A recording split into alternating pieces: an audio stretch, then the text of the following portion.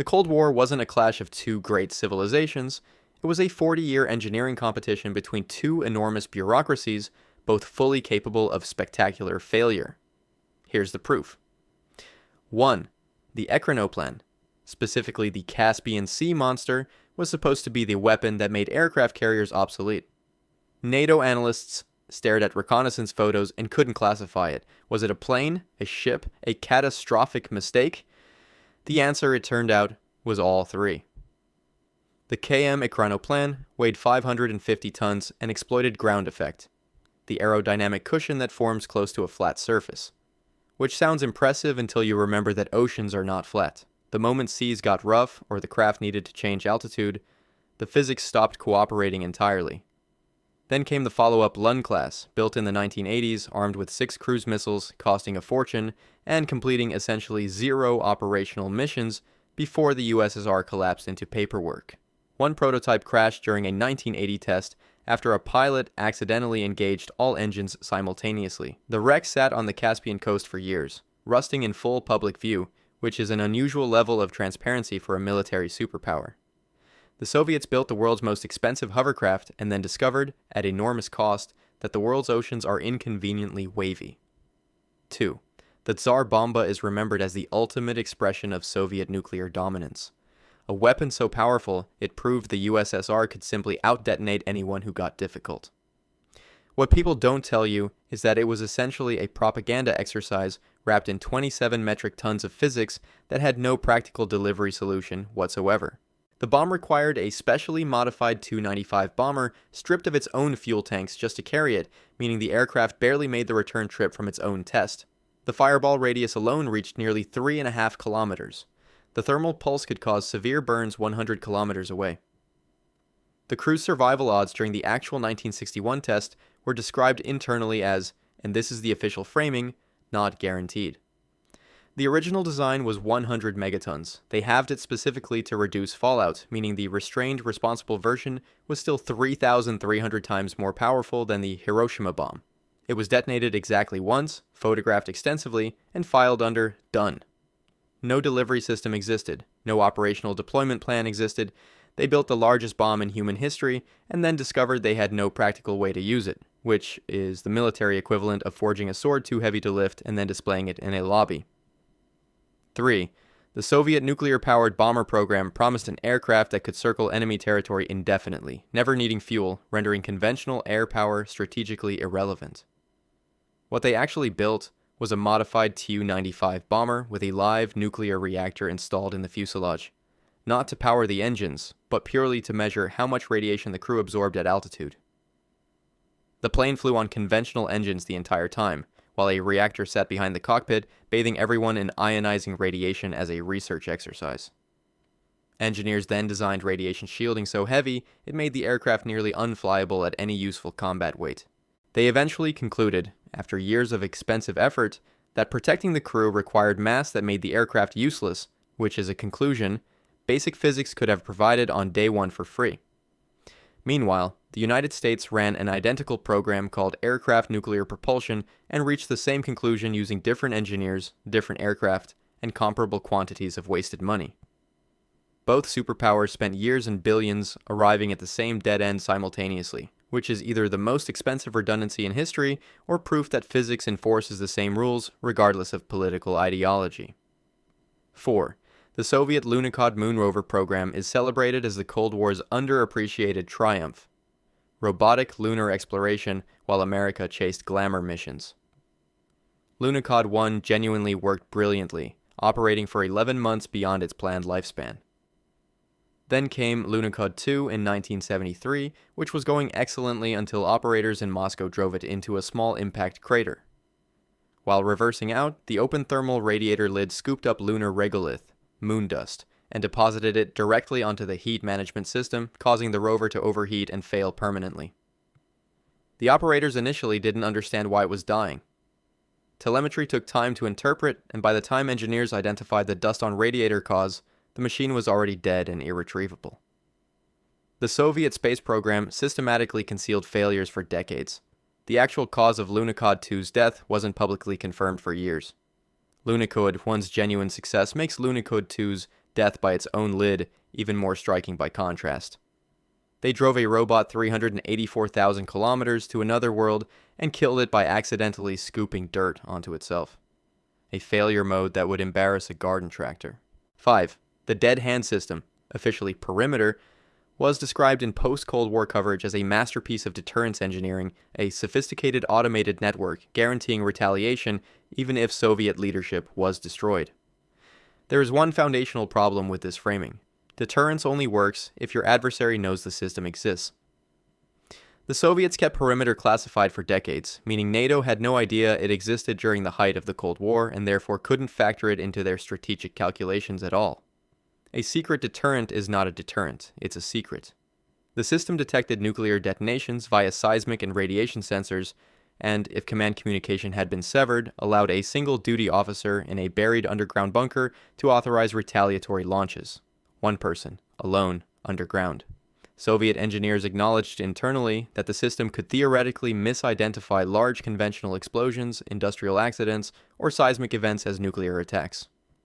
It was first revealed publicly by a Soviet general in 1993. Western analysts' primary recorded reaction was described as a mixture of genuine alarm and what sources characterized as dark amusement.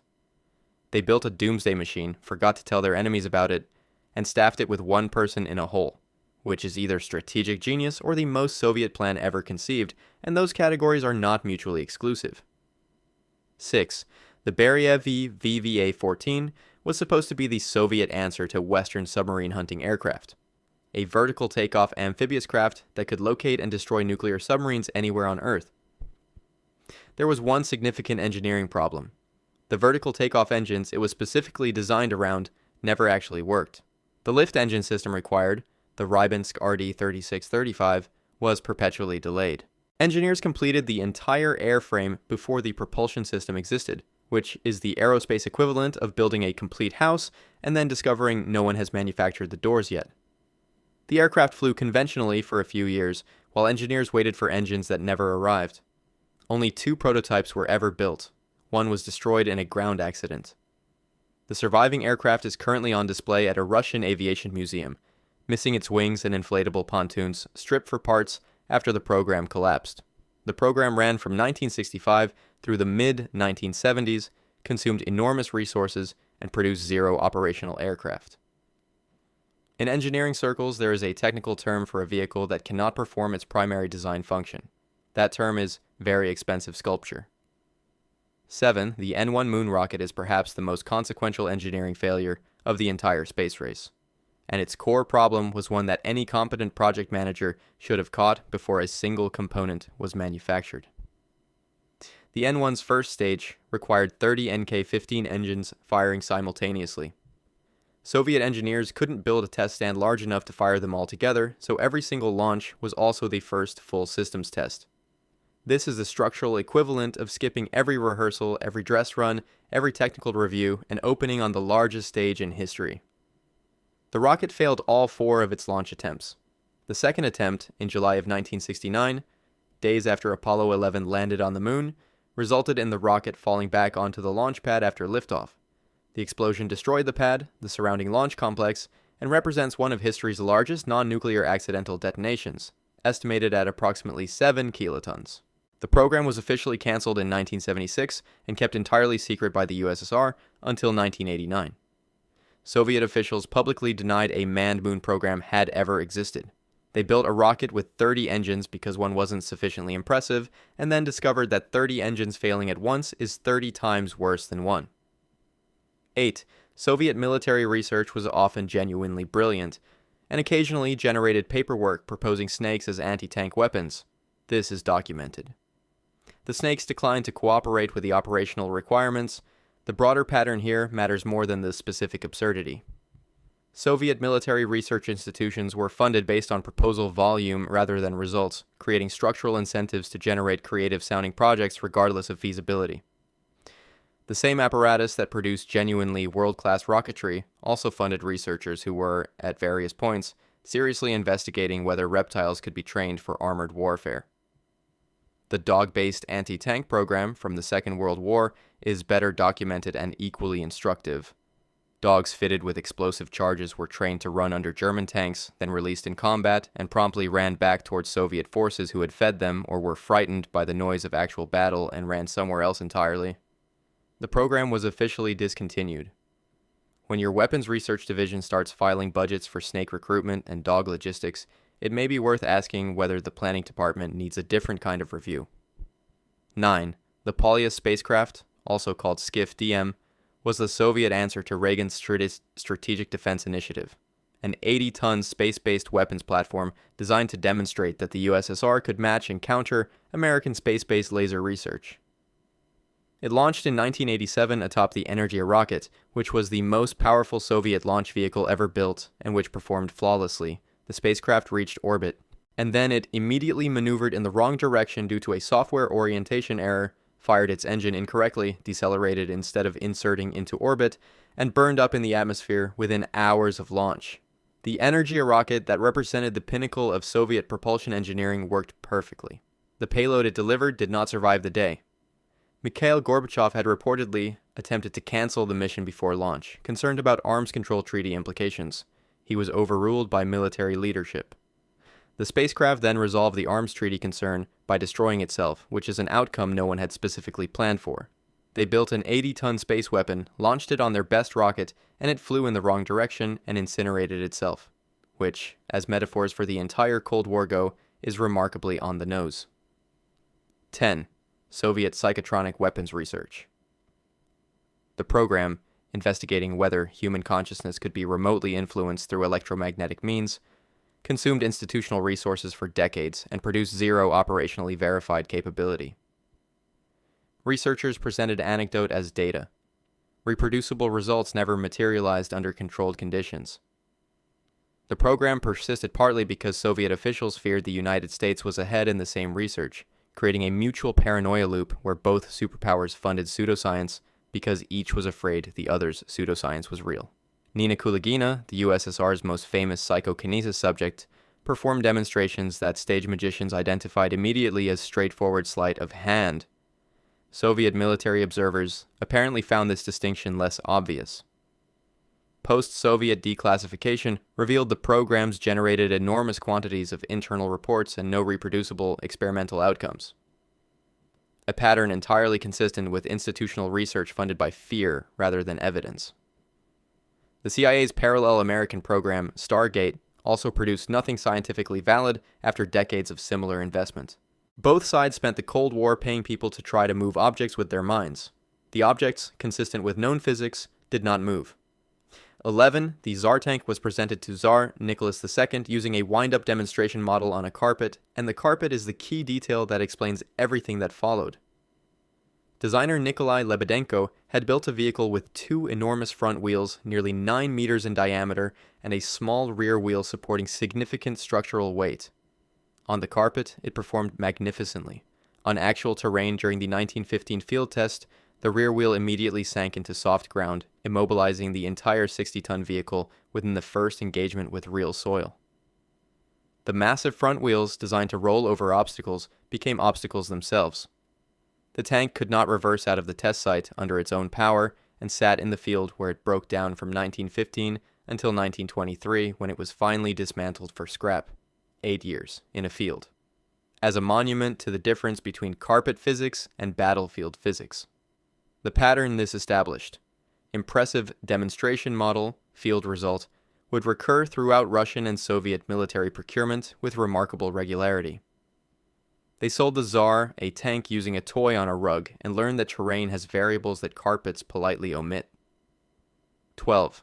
Soviet polar engineering produced genuine achievements in establishing and maintaining research stations in some of Earth's most unforgiving environments. The machinery getting those stations supplied was a different matter.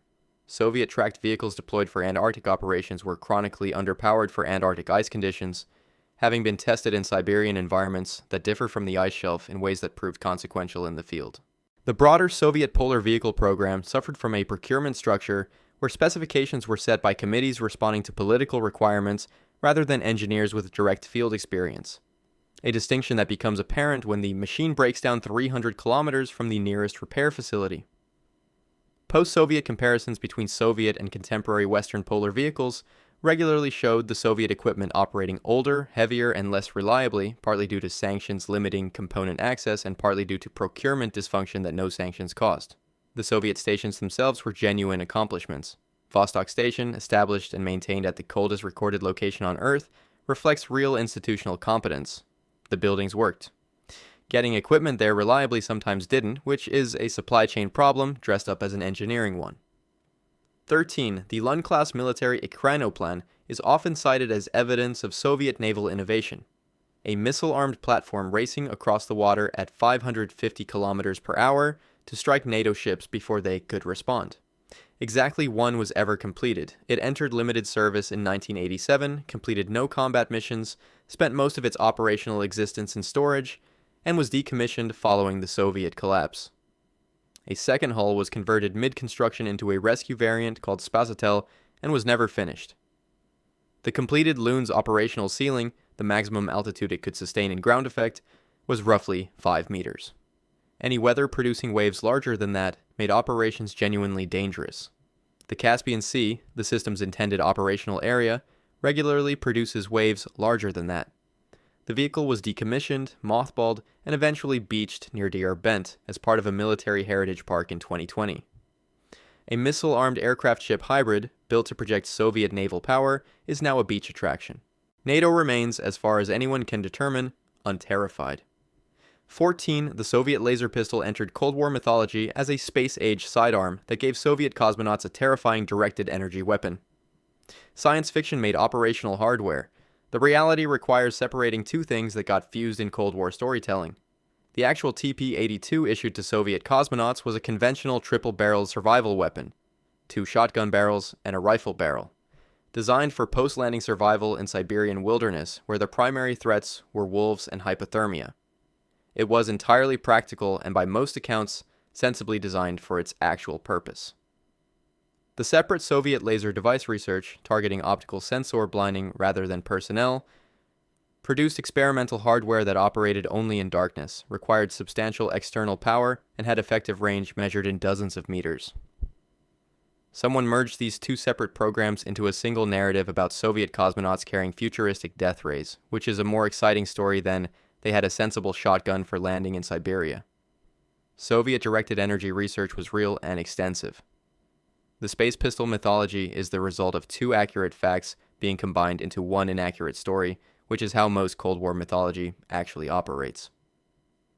15. Soviet nuclear-powered lighthouses represent a genuine innovation, deploying radioisotope thermoelectric generators to power remote Arctic navigational infrastructure where conventional power supply was impractical. When maintained, they worked. When the USSR collapsed and maintenance funding evaporated along with the institutional infrastructure that managed them, they became orphaned radioactive sources distributed across thousands of kilometers of Arctic coastline with no one specifically responsible for their condition. Several former Soviet RTG-powered installations were later found by local populations in deteriorating states. In one documented case in Georgia, woodcutters discovered abandoned RTG units, did not recognize what they were encountering, warmed themselves beside the devices, and received radiation doses that required hospital treatment. Post-Soviet recovery of orphaned Soviet RTG installations became an international non-proliferation concern through the 2000s, with cleanup operations requiring international funding.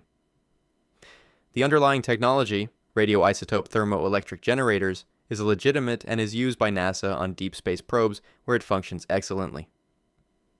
The problem was not the engineering. The problem was deploying radioactive infrastructure without any recovery or decommissioning plan, which transforms guiding ships past rocks into creating radioactive hazards near shipping lanes, which is the precise opposite of the original navigational purpose. 16. The Tupolev Tu-144 flew before the Anglo-French Concorde, and Soviet state media presented this as definitive proof of socialist aerospace superiority. What happened next somewhat complicated the narrative. The Tu-144 crashed at the 1973 Paris Air Show, killing all 6 crew members and 8 people on the ground when debris destroyed homes in a nearby village. Investigation suggested the aircraft may have been maneuvering aggressively to avoid a French reconnaissance aircraft sent to photograph it or responding to an unstabilized test maneuver, Full causation remains partly disputed. The aircraft entered commercial passenger service in 1977 and was withdrawn from passenger operations in 1978 following an in-service cargo crash. 1 year of passenger service. Concorde, by comparison, flew commercially for 27 years. Aeroflot crews reportedly referred to it with a sardonic nickname echoing its Western counterpart, which tells you something about internal confidence in the platform. They won the race to supersonic passenger flight by going first, and then immediately demonstrated that going first before you are fully ready is not the same thing as winning. 17. Soviet naval planning spent 30 years in a sustained institutional argument about aircraft carriers that produce ships technically classified as something other than aircraft carriers, specifically to navigate a legal treaty. Admiral Gorshkov, who dominated Soviet naval development for 3 decades, fundamentally opposed conventional carrier strike doctrine in favor of submarines and land-based aviation. The compromise produced the Kuznetsov class, officially designated heavy aircraft carrying cruisers rather than carriers, a classification engineered to permit passage through the Turkish Straits under the Montreux Convention, which restricts carrier transit. The Admiral Kuznetsov, the sole completed vessel of its class, has spent more time in refit and repair than at operational sea during its post-Soviet career. In 2019, while in dry dock undergoing repairs, the ship caught fire. The dry dock subsequently sank.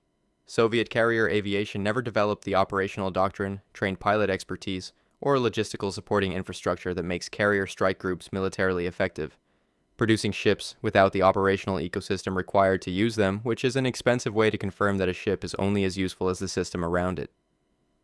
18. Soviet cyberneticist Viktor Glushkov proposed Ogas, a national computer network for economic management, in the early 1960s, potentially predating ARPANET. The proposal outlined a hierarchical network connecting enterprise computers through regional nodes to a central system, essentially a planned economy management internet. It was technically ambitious and, for its era, potentially feasible.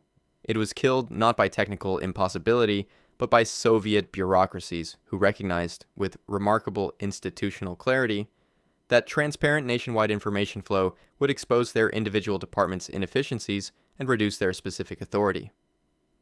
The Ministry of Finance and central planning officials understood exactly what a unified information system would mean for their ability to manage information selectively, and they buried the proposal accordingly. Glushkov spent years fighting for the project through Soviet institutional channels and died in 1982 without seeing it implemented. Post-Soviet scholars have debated seriously what Ogas might have meant for Soviet economic competitiveness. The Soviets may have invented something resembling the internet, and their own bureaucrats killed it specifically because it would have revealed how poorly the bureaucrats were performing, which is the most structurally Soviet way imaginable to lose the information age.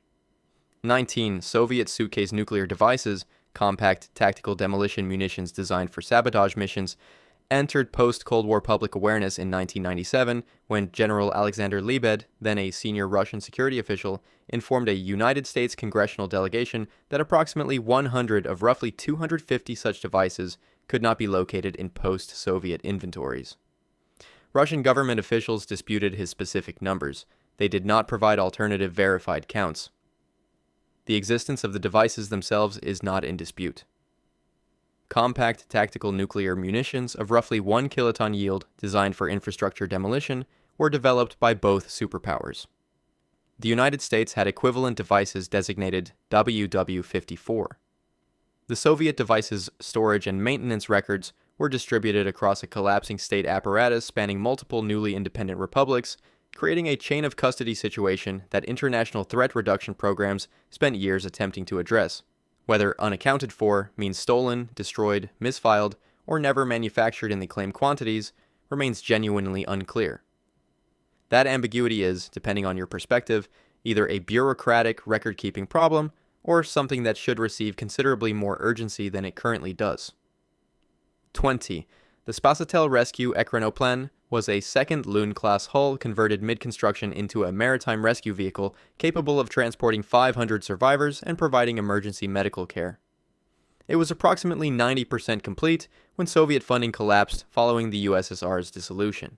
Post-Soviet Russian attempts to revive the program consistently found no funding source willing to cover remaining construction costs, estimated at a fraction of the original program expenditure, but still beyond available budgets. The vehicle has been periodically proposed for revival, museum conversion, and commercial development over the subsequent 3 decades. As of the mid-2000s onward, it has remained at the shipyard, unfinished, deteriorating. It represents a recurring structural pattern in Soviet and post-Soviet military industry. Programs suspended mid-construction, where the sunk cost is too large to abandon, but the completion cost exceeds available resources, leaving hardware in permanent, institutional limbo. They built a rescue vehicle, and the rescue vehicle required rescuing, and no one had budgeted for that specific contingency, which is a resource allocation problem with a certain philosophical completeness to it. 21. The RT-23. Maladet's rail-mobile ICBM system, NATO designation Scalpel, was a genuinely clever strategic concept. 3 intercontinental ballistic missiles concealed in what appeared to be refrigerated freight rail cars moving constantly across the Soviet rail network, theoretically impossible to target with confidence. The concept worked. The execution created a different problem. Each fully loaded train weighed approximately 1 million kilograms. This mass systematically destroyed standard Soviet railbeds. The Soviets had to covertly upgrade hundreds of kilometers of track to support the missile trains, and those upgrades were observable from reconnaissance satellites. The disguise that was supposed to make the trains invisible required infrastructure modifications that made them identifiable. U.S. reconnaissance analysis identified the operational trains by their distinctive locomotive types, specific car configurations, and operational behavioral patterns. The concealment that justified the program's entire strategic rationales was partially compromised by the physical requirements of operating it. Under post-Cold War arms reduction treaties, Russia eliminated the system. Several units are preserved as museum exhibits. They hid nuclear missiles on trains and then had to visibly renovate every track those trains used, which is a concealment strategy that announces itself. 22. The Orlyonok-class assault Ekranoplans were designed to transport 200 fully equipped troops or 2 armored vehicles at over 400 kilometers per hour across the Caspian and Baltic Seas for rapid littoral assault operations. The tactical concept was genuinely interesting. 3 were built for operational Navy use. During a 1974 demonstration, the prototype's tail section separated in flight. The crew survived because the craft was over water at low altitude. One of the few moments where flying 3 meters above the surface is a genuine safety advantage rather than an operational limitation. Following Marshal Ustinov's death in 1984, Admiral Gorshkov, who had consistently preferred submarines, canceled further production. Operational Ekranoplans were not replaced as they aged out of service. The surviving Orlyonoks are in various states of museum display across Russia. The assault Ekranoplan fleet's funding was cancelled the moment its single institutional champion died, which means the entire program was running on one person's willpower rather than any durable organizational consensus. A fragile foundation for revolutionary military technology. 23. The 1979 anthrax outbreak near the city, then called Sverdlovsk, was explained by Soviet authorities for over a decade as contaminated black market meat. A tragic food safety incident, nothing more. It was caused by an accidental release from Compound 19, a Soviet bioweapons production facility, when a technician removed an air exhaust filter for cleaning and the emission was not caught before the next shift restarted the ventilation system. At least 64 people died. The actual cause was confirmed publicly by Russian President Boris Yeltsin in 1992, and detailed extensively by former biopreparate scientist Ken Alibek following his defection. The Soviet bioweapons program, Biopreparat, employed approximately 60,000 people at its operational peak, developing weaponized anthrax, plague, smallpox, and novel engineered agents. In direct violation of the Biological Weapons Convention the USSR had signed in 1972. They signed the treaty, immediately built one of history's largest bioweapons programs, accidentally released anthrax, blamed the local meat supply, and maintained that story for 13 years. Which is either remarkable institutional discipline or a very long commitment to a specific lie. 24. The Duga over-the-horizon radar system, NATO designation Steelyard, broadcast a 10 pulse per second signal across shortwave frequencies from the late 1970s through 1989, producing an interference pattern audible on virtually any shortwave receiver worldwide. Amateur radio operators, aviation communicators, and emergency services across multiple continents spent a decade filing complaints about the interference. The Soviet Union denied the transmissions for years, then acknowledged them without explaining their purpose. The system's fundamental technical problem was ionospheric reliability. Over-the-horizon radar functions by bouncing signals off the ionosphere to detect targets beyond the horizon, but ionospheric conditions vary with solar activity, time of day, and seasonal factors, making consistent intercontinental missile launch detection technically difficult to achieve reliably. The estimated cost of the program reached approximately $7 billion. One Duga installation was located near Chernobyl and was subsequently abandoned following the 1986 nuclear disaster. Two Soviet catastrophes occupying the same geography. The Chernobyl Duga installation is now a tourist attraction inside the exclusion zone, which is a legacy no procurement document anticipated. They built a radar that jammed the world's radios for a decade and still couldn't reliably detect missiles, achieving global annoyance while failing at global security. 25. The Tsar Cannon has been displayed in the Moscow Kremlin for over 400 years as a monument to Russian military power. It has never fired a single shot, not once in 4.5 centuries. The cannon was cast in 1586 by master founder Andrei Chokhov, weighs approximately 40 tons, and has an 890mm caliber. By that specific measurement, the largest cannon ever manufactured. Metallurgical analysis suggests it may have been structurally capable of firing. Contemporary historical accounts contain no record of it being deployed in any siege, any defense, or any test. The decorative cast iron cannonballs displayed beside it since the 1800s weigh approximately 1 ton each and are too large to fit in the barrel. They were placed there purely for visual effect by people who apparently felt the cannon needed accessories it couldn't actually use. The cannon has spent 440 years being extremely large and entirely unfired, which is a remarkable career for an object whose entire stated purpose is to fire things. Russia's most famous cannon has never fired, sits next to ammunition that doesn't fit it, and has been a tourist attraction longer than most nations have existed. 26. Soviet nuclear-powered icebreakers are often discussed with the implicit assumption that because they were Soviet, because they were nuclear, and because they were enormous, they must conceal either a military purpose or a catastrophic flaw. The Lenin, launched in 1959 as the world's first nuclear-powered surface ship, was primarily exactly what it was described as. An icebreaker. It broke ice for 30 years. Or, the northern sea route that it enabled for year-round navigation was a legitimate strategic and economic asset. The Lenin did experience 2 reactor incidents in the 1960s, handled through emergency measures that included reactor compartment flooding to prevent escalation, covered up at the time and confirmed decades later. The ship returned to service and continued operating. Post-Soviet Russia has continued building nuclear icebreakers. The Arctica-class vessels launched since 2020 are currently the world's most powerful. This item exists on this list because the myth here runs the opposite direction from most. The assumption that Soviet involvement means inevitable failure sometimes caused Western analysts to underestimate things the USSR built that genuinely worked. Sometimes a very large nuclear icebreaker is just a very large nuclear icebreaker that functions as designed. 27. The Buran space shuttle is almost universally described as a Soviet copy of the American space shuttle. Derivative, imitative, proof that the USSR could follow but not lead in aerospace innovation. This framing requires ignoring what Buran actually did on its single flight. On November 15, 1988, Buran launched, completed 2 orbital passes, re-entered the atmosphere, and landed within 15 meters of the runway centerline, fully automatically, without any crew aboard, in a crosswind.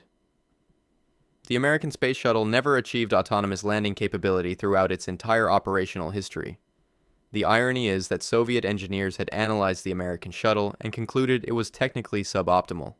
They suspected, incorrectly, that the large payload bay was designed to steal Soviet satellites from orbit, and built Buran partly in response to a threat that didn't exist. The Energy rocket that launched it was genuinely the most powerful rocket of its era. In 2002, the poorly maintained hangar at Baikonur Cosmodrome collapsed onto the only completed orbiter, destroying it and killing 8 workers. A spacecraft that could fly and land itself without a pilot was destroyed by a roof, an ending the machine did not deserve. 28. The T-95, also designated Object 195, was a Russian next-generation tank development that Western observers substantially underestimated during its development phase. It featured a fully unmanned turret with the crew relocated to an armored capsule in the hull, a 152mm smoothbore main gun, and an active protection system. It was cancelled in 2010. Russian General Postnikov stated publicly in 2011 that the T-90, then Russia's primary main battle tank, was inferior to comparable German and American designs. The T-95 was developed specifically to close that gap. Its cancellation left the gap unaddressed. The subsequent T-14 Armata incorporated similar crew protection concepts and has experienced its own sustained production delays, with units delivered to Russian forces remaining far below initial projections through the following decade. The pattern, promising next-generation armored systems that either don't enter production or enter production in numbers insufficient to change the operational picture, has characterized Russian tank procurement with enough consistency to qualify as institutional behavior rather than isolated circumstance. 29. Commercial Ekranoplan revival has been announced, proposed, funded in press releases, and demonstrated in prototype form repeatedly across the 30-plus years since the Soviet collapse. None of these ventures has reached scheduled commercial operation. The physics of ground effect are sound. The business case has consistently failed to close. Ground effect vehicles occupy an awkward regulatory space, not aircraft under aviation authority definitions, not ships under maritime authority definitions. And the two regulatory bodies have spent decades debating jurisdiction in ways that have strangled multiple otherwise viable proposals before they reached operating certification. The fundamental operational limitation remains weather sensitivity. Ground effect efficiency drops sharply in rough water, limiting operational windows across most commercially interesting maritime routes. The technology does have a genuine potential niche in specific calm water geographies, large sheltered lakes, protected coastal channels, and Chinese development programs have been targeting exactly these applications. The Soviet Ekranoplan program's most dramatic failure, it turns out, may be that it inspired 30 years of revival announcements that also failed, suggesting the problem was never entirely the politics. 30. Soviet electro-sleep therapy. Electroson treatment was developed domestically, promoted extensively through Soviet medical literature, integrated into the state healthcare system, and exported to Eastern Bloc allied nations as an evidence-based intervention for insomnia, anxiety, and pain management. It involved passing low-level electrical current through the skull during treatment sessions. Western clinical trials conducted in the 1970s and 80s found no consistent evidence of therapeutic benefit beyond placebo response. The claimed mechanism, inducing a sleep-like neurological state through transcranial current, was not supported by electroencephalogram studies, which showed brain activity during electroson sessions differing substantially from actual sleep patterns.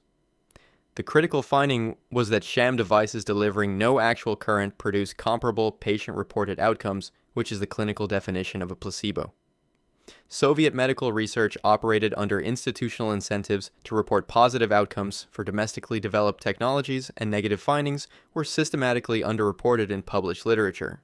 They manufactured and internationally distributed a device that passed electrical current through people's heads to help them sleep, and the evidence indicates it worked approximately as well as sleeping, which was already available at no cost and required no equipment. 31. The Soviet co-orbital anti-satellite program, Insiwad Istrebitel Sputnikov, meaning satellite fighter, was operationally real, intermittently tested from 1968 onward, and represented a genuine capability that U.S. space planners took seriously. What the program's reputation tends to obscure is that intercept tests succeeded roughly half the time. Under controlled test conditions, the system was limited to low Earth orbit targets, and the intercept geometry required multiple orbital passes to achieve, giving maneuvering satellites time to respond. The debris field generated by a successful intercept would threaten other satellites in similar orbital inclinations, including Soviet satellites, creating a strategic constraint that complicated offensive operational planning considerably. The United States developed satellite bus maneuvering capabilities specifically to complicate intercept geometry and tested its own ACE-AT missile from an F-15 aircraft in 1985. The result was a mutual anti-satellite capability that neither side found strategically comfortable enough to actually use. They built a system to destroy enemy satellites that generated debris threatening their own satellites. A weapons program whose primary operational constraint was its own blast radius. 32. Moscow's pneumatic mail system in Brashchampens, naming a network of pressurized tubes for moving physical correspondence rapidly beneath the city, was built, expanded, and operated as a state communications infrastructure during the Soviet period. Pneumatic mail was a legitimate late 19th and early 20th century technology deployed in several major cities before electronic communication made it functionally redundant. The maintenance requirements of sustaining airtight tube networks under a major urban environment proved persistent and expensive. Blockages, pressure failures, and capsule jams required continuous field intervention. The sealed underground environment made repair work difficult, slow, and costly. As telephone infrastructure expanded and communication alternatives multiplied, the operational case for high-speed physical mail delivery narrowed steadily while maintenance costs remained fixed. This pattern is not uniquely Soviet. Paris and New York operated similar systems with comparable maintenance challenges and similar eventual outcomes. What the Soviet institutional structure added was inflexibility in adapting to changing circumstances or acknowledging when a technology had been overtaken. They built a citywide tube network for moving paper faster than paper needed to move, then maintained it indefinitely because a planned economy had not specifically budgeted for the alternative. 33. The Soviet listening device concealed inside the decorative Great Seal gifted to the U.S. ambassador in 1945 is remembered primarily as a Cold War espionage story. The part of the story that receives less attention is the detection timeline. The device operated undetected for 7 years. It was discovered in 1952, not through U.S. counterintelligence sweeping the ambassador's office, but because a British radio operator, monitoring Soviet military frequencies, accidentally intercepted transmissions originating from inside the American diplomatic residence in Moscow. American security sweeps had not found it. The reason is technically significant. The device, designed by Léon Termin, required no internal power source. It was a passive resonant cavity microphone that became active only when illuminated by an external radio beam from a Soviet position outside the building. With no battery, no active electronics, and no emissions when not being interrogated, it was essentially invisible to standard electronic sweeping methods of the era. Theremin designed it while working in a Soviet prison research institute under coercion. He was subsequently awarded the Stalin Prize partly for this contribution, which tells you something about the era's approach to intellectual property and employment conditions. 34. Soviet submarines were modified for psychological operations, fitted with underwater loudspeaker systems intended to broadcast propaganda and demoralizing audio content toward enemy coastal installations, harbor facilities, and surface vessels. The acoustic physics of underwater sound propagation make this less immediately absurd than it appears. Sound travels substantially farther and faster in water than in air, and low-frequency projectors can, in principle, be detected at considerable range. Whether the content broadcast through these systems was intelligible to anyone ashore, and whether intelligible propaganda delivered from below the waterline achieved any measurable psychological effect on the intended recipients, are different questions entirely. Soviet psychological operations research was extensive throughout the Cold War and reflected genuine institutional investment in non-kinetic influence operations across multiple domains. The broader program produced substantial internal documentation. Evidence of operational deployment achieving verified psychological effects remains limited in available post-Soviet sources. They modified submarines to broadcast messaging underwater on the operational theory that if your adversary isn't responding to your communications on the surface, the solution is to play them at the ocean floor. 35. The Soviet Venera program landed spacecraft on Venus. This actually happened, multiple times, successfully, and the accomplishment is systematically underappreciated in Cold War aerospace history because the moon was more culturally legible to Western audiences than a sulfuric acid hellscape. Venera 13, in 1982, survived on the Venusian surface for 127 minutes, transmitting color photographs and conducting soil analysis in an environment where surface temperature reaches 465 degrees Celsius and atmospheric pressure is 90 times that of Earth's surface, conditions that melt lead. The engineering solution included mechanical clockwork mechanisms for certain surface operations specifically because electronic systems are unreliable in extreme heat, deliberately retrograde technology chosen because it worked.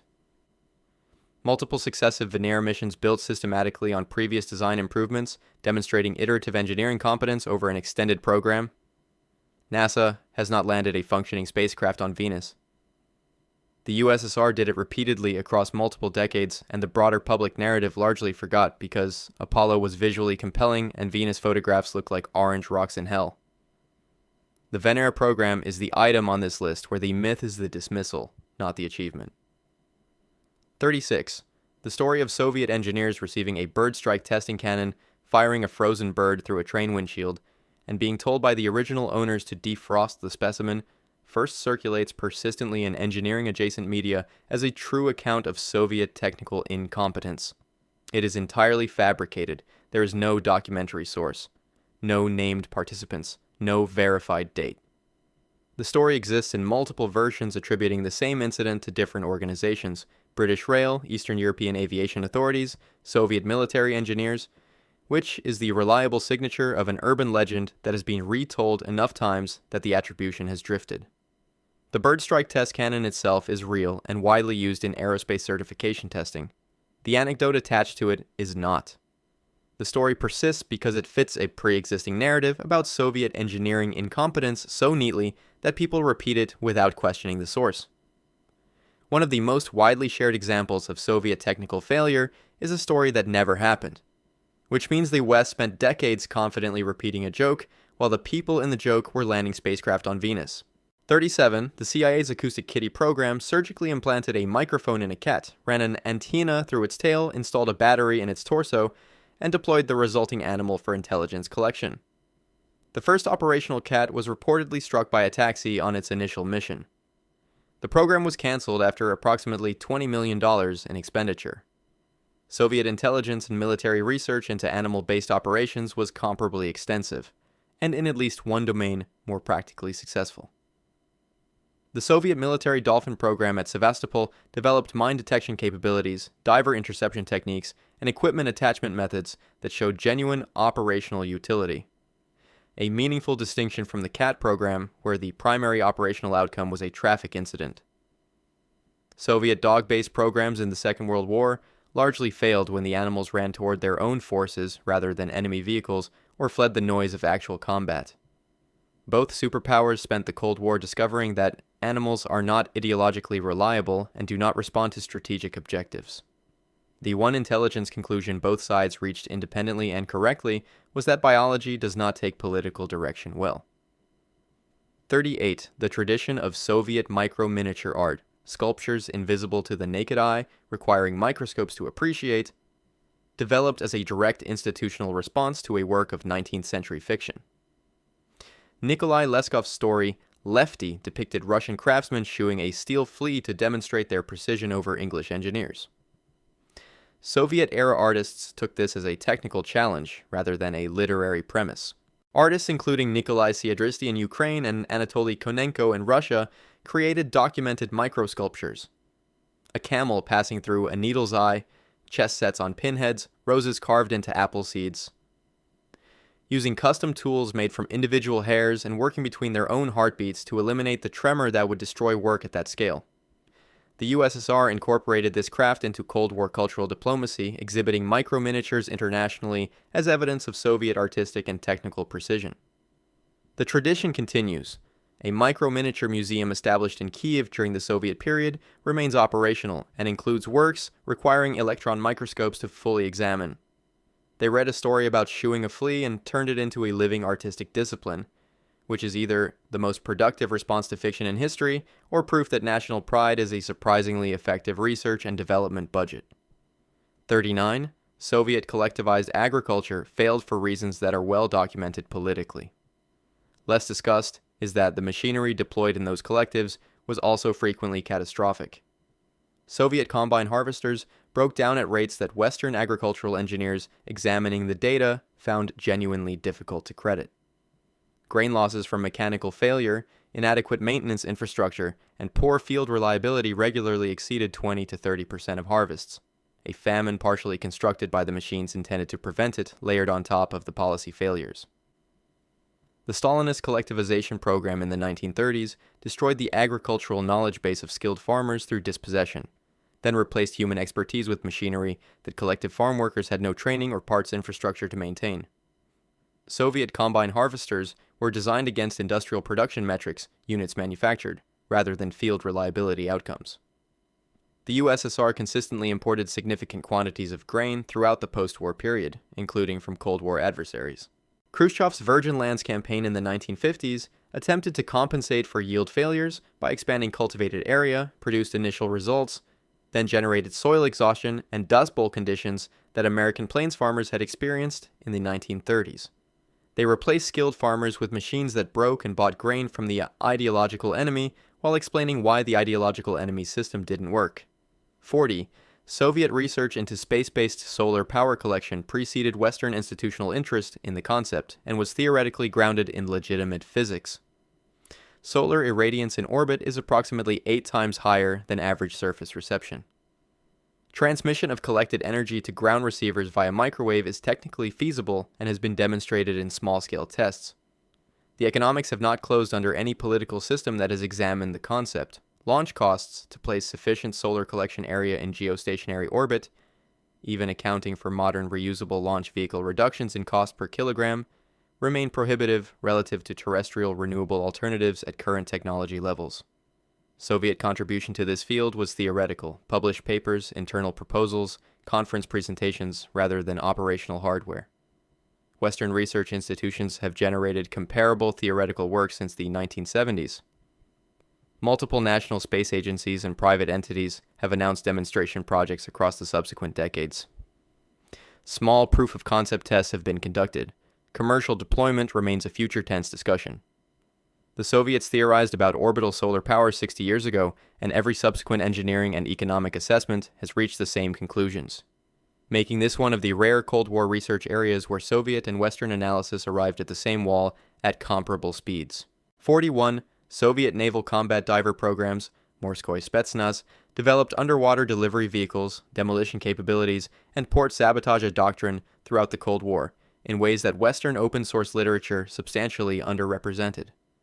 Human-guided underwater delivery systems trained for proximity operations against naval installations and harbor infrastructure were developed and exercised from the late 1940s onward. The Black Sea Fleet consolidated substantial combat swimmer capacity at Sevastopol, the same facility used for the military Dolphin program, suggesting the Soviets found geographic consolidation of unusual underwater programs institutionally convenient.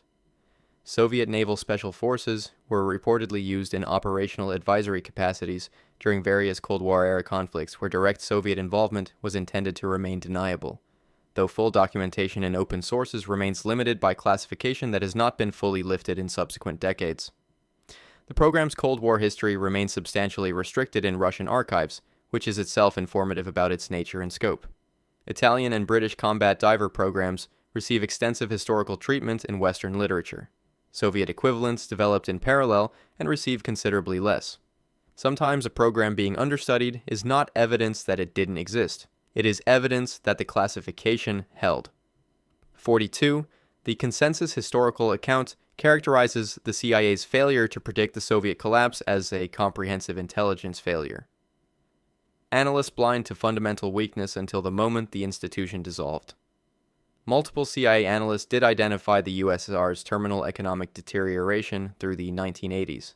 Their assessments were systematically dismissed by senior leadership and policymakers who found the conclusion politically uncomfortable or analytically incredible. Analyst Herbert Meyer's 1983 classified memorandum to CIA Director William Casey stated explicitly that the Soviet Union was imploding and in terminal decline. Years before Gorbachev's reforms made this observable to general audiences. The memo was considered career-limiting at the time it was written. The Soviet Union's own leadership did not possess accurate economic data because subordinate institutions reported falsified numbers upward to meet planned targets, corrupting both Soviet decision-making and Western analysis that relied on Soviet-sourced statistics. The collapse surprised Western governments institutionally, despite the analytical signals being present. A gap between individual correct analysis and institutional willingness to act on uncomfortable conclusions that intelligence agencies have spent the subsequent 3 decades claiming to have learned from. The Cold War's final chapter was not an intelligence failure. It was an institutional failure to believe the intelligence. If you want to see more, click the video on screen now.